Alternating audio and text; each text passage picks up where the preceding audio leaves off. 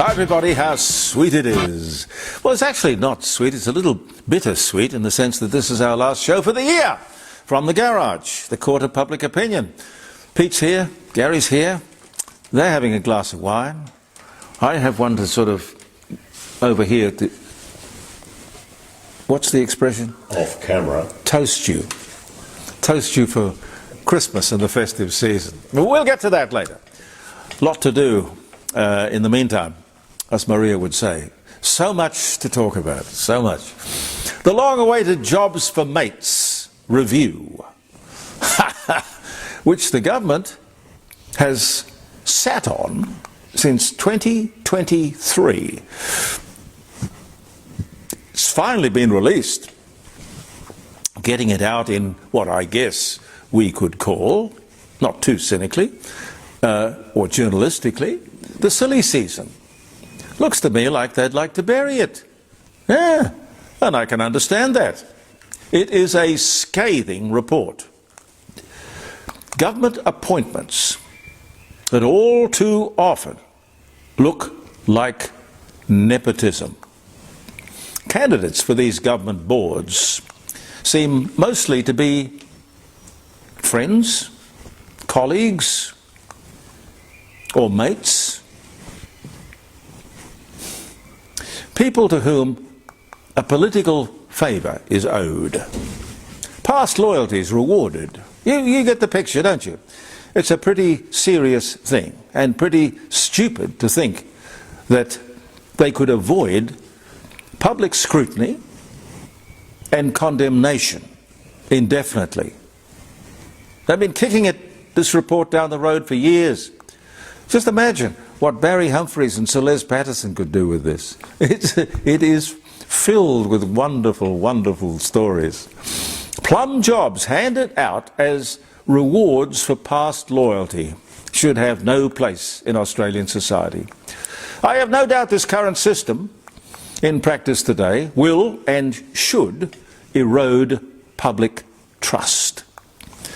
The inquiry was looking at public board appointments made since the election of Labor in 2022. Only since the election of Labor in 2022. Scheduled for release in 2023 and finally released just before Christmas in 2025. We are clearly not getting the right people for the job. The government has let down the Australian people, undermined the integrity and effectiveness of the public sector. The report was prepared by Linnell Briggs. Now, Linnell is a former public service commissioner. She said ministerial board positions were in recent times made directly by ministers without a formal process. These direct political appointments are without merit largely and without parallel in any other similar Westminster country.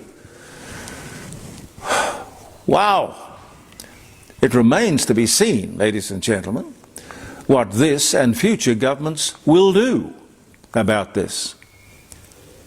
What will they do to see to it that this kind of behaviour stops? What do we do with the existing political appointees, many of whom clearly have no merit? Pretty disgraceful. And I say it again, disgraceful that they did it, but disgraceful that they thought they'd get away with it. Mind you, I haven't seen the media do a lot with it. Funny about that. Also overdue, way overdue, action to implement the recommendations of the Royal Commission to keep children safe. Early childhood education. Simple, easy steps to safeguard children in childcare. There is no earthly reason to spend all of that money and then do nothing. Ignore the recommendations. October 2022. The findings were handed down. Nothing. Nothing. Nothing. Speaking of spending money, the Greens the Greens party room in Parliament House is being rebuilt, or redecorated. They ordered the renovation. It cost us, guess how much? Anybody here? Not as much as the weather. Not as much as that was $96 million. No, this was 1.6 million. But 1.6 million to renovate one room is incredible. 1.6 million. If the Greens wanted it, well, let them pay for it. You could build 2, maybe 3 houses for that without any trouble at all. And this is the party that's always talking about a shortage of affordable accommodation. And this is a worrying little story. Camberwell Primary School in Victoria has announced that all of the children's toilets will be gender neutral. Now we're talking years 2, 3 and 4. Now the parents are ropeable. They're furious. Parents say no. The school says we don't care. The arrogance of that. If I had a child at that school, I'd take that child away immediately. I really would. You know, I want the school to reflect my values, not some social engineering that somebody in the education department is overseeing. Speaking of such things, Anna Cody. Anna Cody is the Federal Sex Discrimination Commissioner. When asked in Senate estimates, could she define a man and a woman? Could she define what makes a man and what makes a woman? Well, you could get into the chromosomes and all that sort of thing, but she couldn't do it. Couldn't do it, wouldn't do it. Don't know. But here's my question. If you can't define what is a man or a woman, how can you, as the Commissioner against sex discrimination, how can you possibly decide what is discrimination? Just asking. I would be very keen to get back after Christmas, the Christmas break, believe me, for a lot of reasons, but mostly to campaign strongly to stop the slaughter and save the brumbies of the Kosciuszko National Park. My thanks to Marilyn Nuske of the Brumby Project, who was on our live streaming show last Friday. She has great energy and great passion. She's been fighting this. I know I've been talking to you about it here in the garage in the Court of Public Opinion. Every time they have a cull, and I'm not sure exactly how many horses, 1,500 or something like that, they kill each time, but every time they do it, I get stuck into it. The media doesn't seem to want to touch it as a story. But this lady, she's wonderful. I'm going to stick with her. She's got a whole list of people that she's going to put me onto to have as guests on the Friday show as well. But we all must ponder why the media generally has chosen to ignore this issue. Disgraceful. Prime mover in the slaughter of our iconic wild horses is the Invasive Species Committee. One Richard Swain, I believe. The horses are a reminder of colonialism. The horses are a reminder of colonialism. Really? Well, you, sir, are an unbridled, if you'll pardon the expression, reminder of gross stupidity, not to speak of cruelty. This Invasive Species Committee is a government board with, government appointees.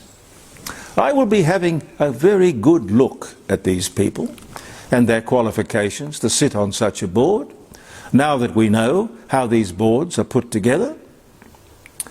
Let me thank you all for finding us And I honestly don't know, because we haven't advertised, I don't know how so many people have found the court of public opinion from the garage, let alone the live streaming show from the dining room table. But here on Facebook on a Tuesday and a Thursday you're there, and I'm very grateful for that. And of course the live streaming show Friday mornings, jeremycordeaux.com. From everyone here, love and best wishes to you all. And I'll throw in a few dates, if I may, before I say bye-bye and toast you for Christmas. Yeah, so it would be the 11th. Yeah, the 11th. I file all of those away for the next year. Saves a lot of printing. December the 11th. 1931, the Statute of Westminster gives complete legislative independence to Canada, Australia, New Zealand, South Africa and Ireland, and Newfoundland, not at this stage a part of Canada. 1931. Everyone had his own legislative agenda and capacity to live up to it, fulfill it. 1909, coloured moving pictures are demonstrated at Madison Square Garden in New York City. 1909 on this day. Wow. Edward VIII announces in a radio broadcast that he is abdicating the British throne to marry Wallis Simpson. 1936 was the year. Now here's an interesting one. Playboy magazine publishes its last nude issue, featuring Pamela Anderson on the cover. So is Playboy still around? I think they sort of destroyed themselves, didn't they? Well, he handed the company over to his daughter. Yeah. And I guess she didn't have quite the same passion for the project. Interest, yes. Well, how could you have a Playboy without... Anyway.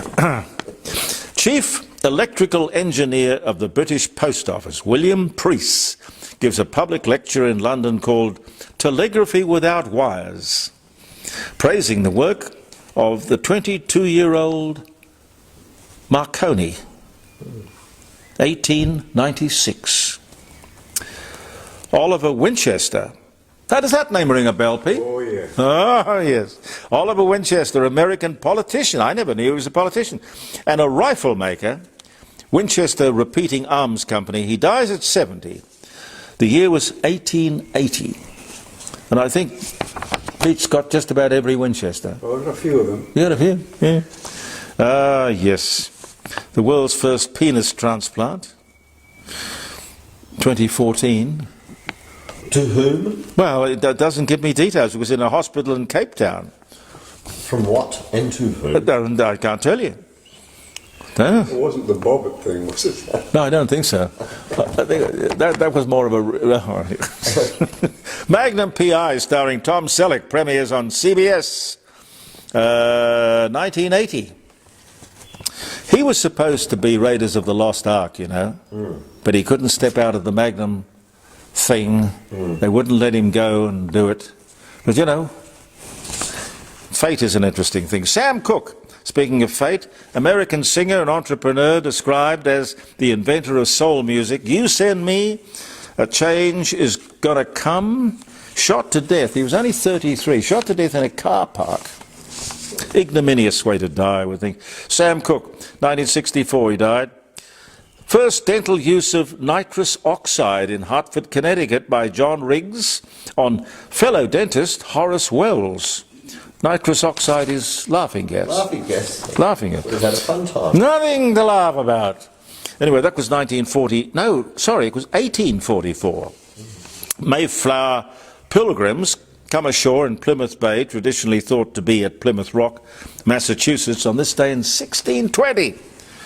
David Bellamy, English botanist and TV presenter, dies at 86. 2019 was the year. Hank Williams begins to record for the Sterling record label on this day in 1946. He was an interesting cat.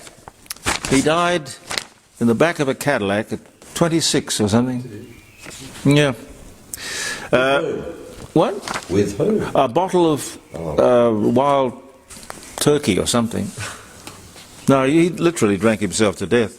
US President George H.W. Bush awards actress and humanitarian Audrey Hepburn the Presidential Medal of Freedom on this day in 1992. I'll just have a squiz at the other page. Oh yeah, Bernie Madoff. You remember Bernie Madoff? Bernie Madoff. Bernie Madoff arrested and charged with securities fraud. He had a Ponzi scheme running, which was a Bobby Dazzler. He got away with $50 billion. 50 billion. 2008 was the year. Bernie Madoff. He made off with the money. Made off with the money. Yes. Now, all I can say is have a wonderful, fabulous, safe Christmas. Don't get yourself into any trouble. On behalf of Pete and Gary, believe in yourself. Merry Christmas and bye for now, and we will see you early in the new year. Goodbye from the Court of Public Opinion.